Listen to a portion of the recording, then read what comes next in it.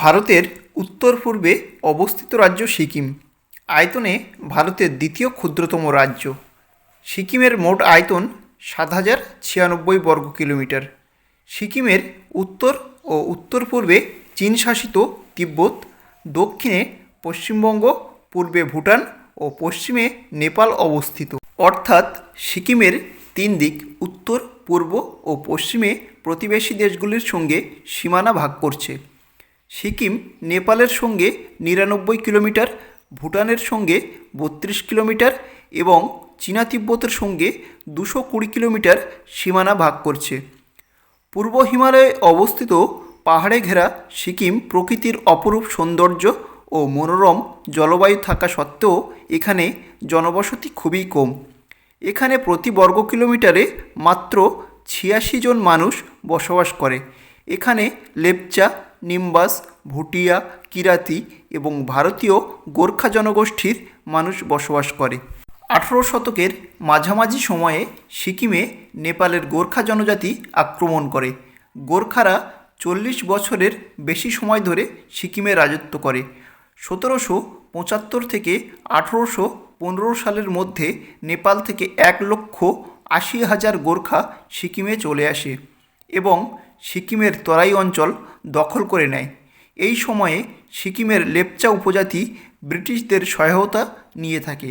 ফলে ১৮১৪ সালে east India company নেপালের ওপর আক্রমণ করলে ইঙ্গো নেপাল যুদ্ধ সংগঠিত হয় এবং যুদ্ধ পরবর্তী সুগৌলি চুক্তি স্বাক্ষরিত হয় নেপাল ও ইস্ট ইন্ডিয়া কোম্পানির মধ্যে, যার কারণে তরাই অঞ্চলকে দখলমুক্ত করে নেপালিরা। কিন্তু এর ফলে সিকিমে ইস্ট ইন্ডিয়া কোম্পানির আধিপত্য বেড়ে যায়।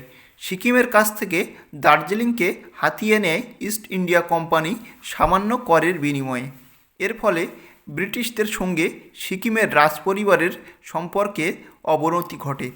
১৮৮৯ সালে দুজন ব্রিটিশ কর্মকর্তা সিকিমে গেলে তাদের বন্দি করে সিকিমের নামগিয়াল রাজবংশ। এর ফলে ইস্ট ইন্ডিয়া কোম্পানি সেনা পাঠিয়ে সিকিমের অনেক অংশ দখল করে নিলে সিকিমের রাজপরিবার ব্রিটিশদের সঙ্গে তিতালিয়া চুক্তি স্বাক্ষরিত করে। চুক্তির ফলে সিকিমের ক্ষমতা নামগিয়াল রাজবংশের হাতে ফিরিয়ে দিলেও সিকিম ইস্ট ইন্ডিয়া কোম্পানির আশ্রিত একটি রাজ্যে পরিণত হয়। পরবর্তীকালে ১৯৪৭ সালে ব্রিটিশরা ভারত ছেড়ে চলে যাওয়ার সময় ধর্মের ভিত্তিতে ভারত ও পাকিস্তান দুই ভাগে ভাগ করেন। এ সময়ে দেশীয় রাজ্যগুলো বেশিরভাগ ভারতের পক্ষে যোগ দেয়, তবে অল্প কিছু রাজ্য পাকিস্তানে যোগ দেয়। কিন্তু হায়দ্রাবাদ, জম্মু ও কাশ্মীর এবং সিকিম স্বাধীন থাকার সিদ্ধান্ত নেয়। এই সময়ে সিকিমে একজন প্রভাবশালী নেতা ছিলেন কাজী লেন্দুপ দর্জি।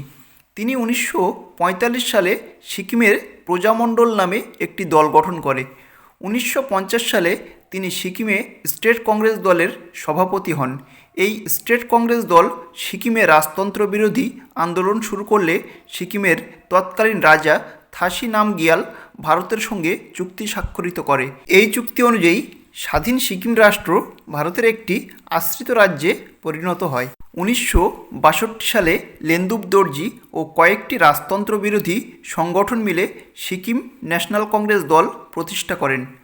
১৯৭০ সালে লেন্দুপ দর্জির নেতৃত্বে সিকিম ন্যাশনাল কংগ্রেস দল রাজতন্ত্রের অবসান ঘটিয়ে সিকিমে সাধারণ নির্বাচনের দাবি তোলে। এর ফলে ১৯৭৩ সালে সিকিমে সাধারণ নির্বাচন অনুষ্ঠিত হলে সিকিমের রাজপরিবার ব্যাপক ভোটে জয়লাভ করে। কিন্তু ভোটে কারচুপির অভিযোগ তুলে তীব্র আন্দোলন শুরু হয় সিকিমে। এর ফলে সিকিমের শেষ রাজা পান্ডেন থান্ডুম নামগিয়াল ভারতের সাহায্য চাইলে তৎকালীন ভারত সরকার সিকিমে নতুন সংবিধান প্রণয়ন করে রাজপরিবারের ক্ষমতা হ্রাস করেন।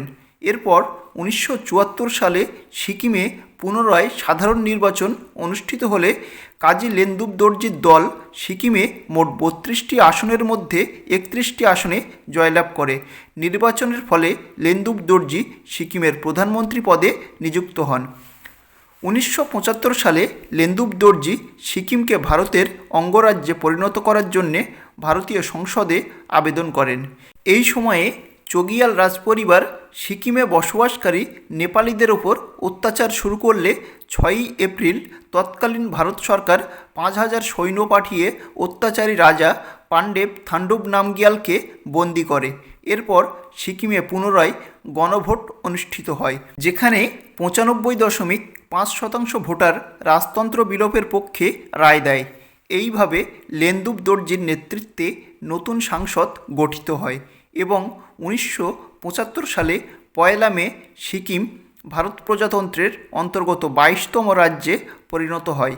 তথ্যটি কেমন লাগলো অবশ্যই জানাবেন, আর চ্যানেলটিকে সাবস্ক্রাইব করে পাশে থাকবেন। আপনাদের সাপোর্ট আমাকে নতুন ভিডিও তৈরিতে মোটিভেট করে।